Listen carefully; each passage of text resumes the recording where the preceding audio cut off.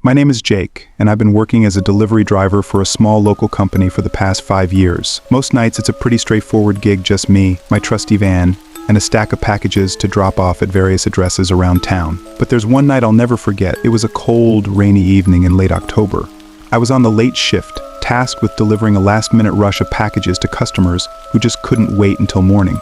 My next delivery was to a house on the outskirts of town. As I pulled up to the address, the house was old and decrepit, its paint peeling and its windows boarded up as if to ward off prying eyes.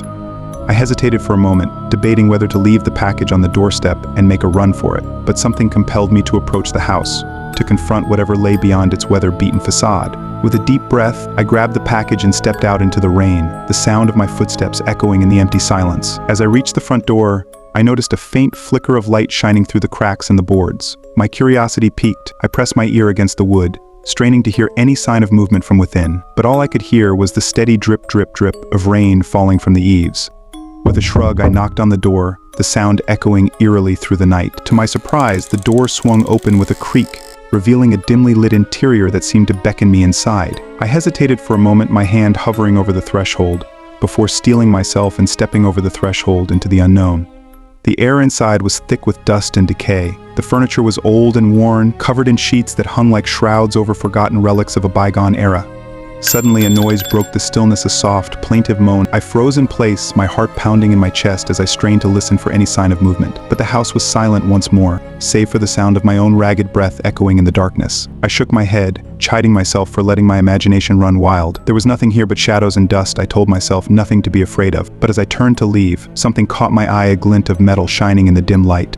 Curiosity getting the better of me, I followed the gleam to the far corner of the room, where a staircase descended into the darkness below. With a mixture of trepidation and excitement, I descended into the abyss, my footsteps echoing on the wooden stairs. At the bottom, I found myself in a cold, damp basement, the air heavy with the scent of mildew and decay. I shivered, wrapping my arms around myself as I scanned the room for any sign of life. And then in the far corner, I saw a figure huddled in the shadows, its eyes gleaming with malevolent intent.